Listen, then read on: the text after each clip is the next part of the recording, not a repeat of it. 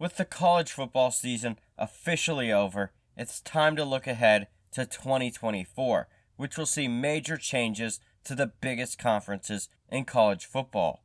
In this video, I will break down what the conferences will look like for now, as well as the current TV deal for each conference going forward. So with that, let's get into it.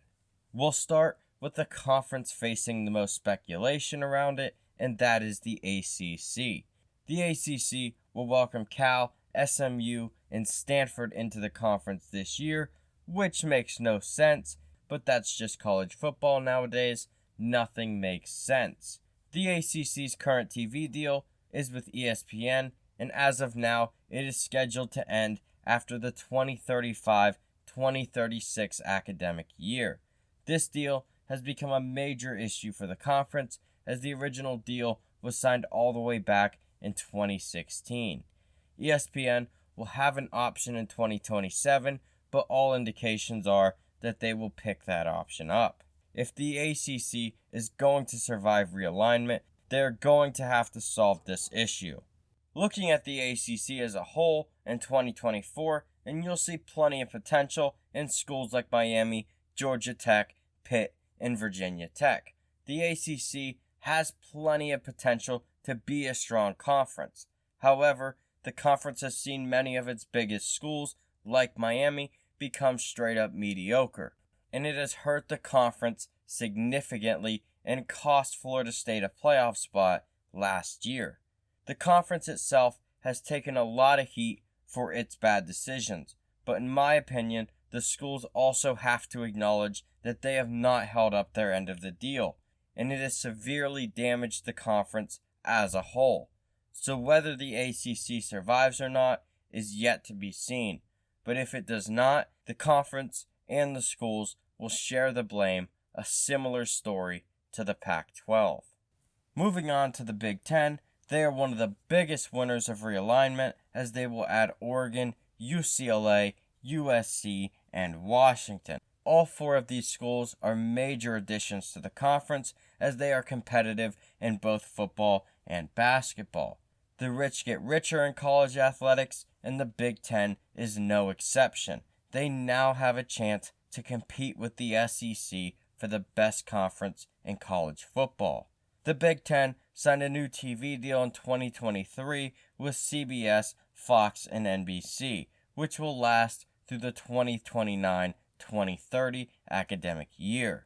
Obviously, Fox is the only real negative here, as they insist on putting their biggest games at noon, which will be a problem for the newer schools that are all on the West Coast. The Big Ten is also scheduled to pay out between $80 to $100 million per school throughout the 7-year contract, which is worth over $7 billion. As you can see, their payouts dwarf what the ACC is able to pay out. This has been a massive win for the Big Ten, and it could allow them to go after dissatisfied ACC schools like Florida State and Clemson. That's all speculation as of now, but it's something to keep your eye on going forward. Taking a look at the Big Ten overall, Ohio State and Michigan are the big dogs in the conference, as they have won 8 of the last 10 Big Ten titles. Sharon Moore will likely take over for the Wolverines, with Jim Harbaugh leaving for the NFL. Much like when Ryan Day took over for Urban Meyer, don't expect much drop-off with the Wolverines next year, as Moore showed that he was more than capable of being a head coach at this level with his performance last season. The new schools coming in strengthen the conference significantly, as 1 or 2 of these schools should be Big Ten contenders right off the bat. And in my opinion, the Big Ten has the best head coaching depth in college football. Guys like Matt Rule, Brett Bielema, and Greg Schiano are starting to build very tough teams at schools that have been on the downward trend prior to their arrival. And the new coaches coming in just add to what was already a massive strength for the Big Ten. The SEC may currently be the best conference in college football, but the Big Ten is closing that gap fast. The Big Ten versus SEC rivalry is going to be very fun to watch in the coming years, both on the field and off the field. Speaking of the SEC, they will be adding just 2 schools this year, but those 2 schools are 2 of the biggest brands in college athletics in Oklahoma and Texas. The rich get richer in college sports, and the SEC is the perfect representation of that. The SEC has an exclusive deal with ESPN starting in 2024, as they will leave CBS completely for the worldwide leader.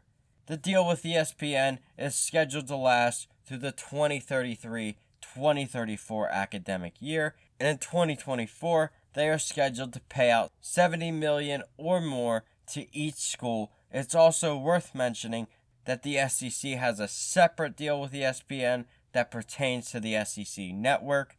That deal is also scheduled to run out after the 2033-2034 academic year. Many experts in the field believe the SEC and Big Ten will be paying out $100 million per school by the end of the decade, making them the biggest conferences by a wide margin. They've also been the most competitive on the field, as Clemson has been the only non-SEC or Big Ten team to win a national championship in the playoff era.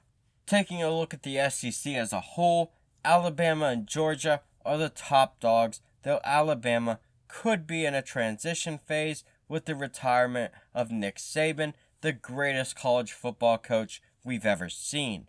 But even if Bama takes a step back, others like LSU, Ole Miss, and Tennessee are on the rise and should be SEC contenders next year. Oklahoma and Texas will also be very competitive. I think a lot of people are mistaken, thinking that they're going to get beat up this year. No doubt, they're going to have a period of adjustment, but Texas may end up being the second best team in the SEC next year. They are no joke. And neither is Oklahoma. Sleep on them if you want, but they will also be a very competitive team next year and for years to come. The SEC still has a ton of untapped potential too, in schools like Auburn, Florida, and Texas A&M. If those schools can get back to the top of the conference, the SEC will be the strongest conference we've ever seen in college football. And they have the potential to get even stronger if Clemson, Florida State, and Miami choose to leave the ACC. The rich get richer in college football. It can't be said enough. And when alignment is all said and done, the SEC may just be the richest by a wide margin. Finishing up the Big Four conferences with the Big 12, the weakest of the Big Four and the biggest losers of realignment outside of the Pac-12. They will welcome Arizona, Arizona State, Colorado, and Utah from the dying Pac-12. Obviously, this is a massive step down with the loss of Oklahoma and Texas, but it's the best they could do given the circumstances. The Big 12's TV deal is with ESPN and Fox, and that is scheduled to last through the 2030-2031 academic year. This TV deal is a massive win for the conference, as even though they lost their 2 biggest brands, they were still able to increase the payouts to all the schools in the conference. And in 2025, they are expected to pay out $50 million per school, putting them third behind the Big Ten and the SEC.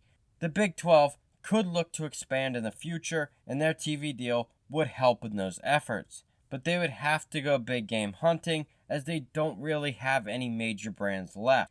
The problem for them is they already lost out on all the top Pac-12 schools, and they don't look to be a fit for any of the big ACC schools. So a big move doesn't seem likely anytime soon. However, the conference should be very stable going forward. The conference overall is filled with good schools from top to bottom. Though they will feel the loss of their 2 biggest brands, they still have a lot of good schools left over and a solid base to build upon. This should be the most competitive conference in college football in the coming years, as the Big Ten, SEC, and ACC all have clear favorites over the next few years. The Big 12, on the other hand, does not. It's wide open for the taking, and due to the playoff expanding to 12 teams, they should be able to get at least one team into the playoff for as long as the 12-team playoff exists. In all, the Big 12 looks to be in a better place from a stability standpoint than the ACC, but there are a lot of questions about how much respect the Big 12 is going to get in the years to come. The good news if you're a fan of a Big 12 school is that as long as the 12-team playoff is around, they should be able to get at least one playoff team every year. And that'll be a huge boost for them when they do go to sign their next TV deal, or even when they are recruiting other schools to join the Big 12. In my opinion, while the Big 12 might not have the big brands like the other conferences do, it does stand a better chance at survival in the coming years than the ACC, as it has built a solid base that hopefully allows them to grow in the future. Hopefully, both the ACC and the Big 12 are able to not just survive, but thrive in the coming years. As of now, they are far behind the Big 10 and the SEC, and they will likely not get the respect that they deserve, which will lead to more issues with the playoff, as the worry is that a 2 or 3 loss Big 10 or SEC team will be favored over a 1-loss Big 12 team. If you thought Big 10 and SEC bias was out of control before, get ready, because it's likely to get a lot worse. Finally, we say goodbye to the Pac-12, a conference that met a clearly avoidable death. The Pac-12 has taken a lot of blows over the years for its poor decision-making and planning. But in my opinion, the biggest problem the Pac-12 faced was that their biggest schools failed to compete at the highest level, and it ultimately led to the death of the conference. In my opinion, this isn't what's best for college football. Having 2 conferences dominate will make it more difficult for smaller schools to compete, and that's been one of college football's biggest problems throughout its history. So with that, what do you think? Will realignment help or hurt college football going forward?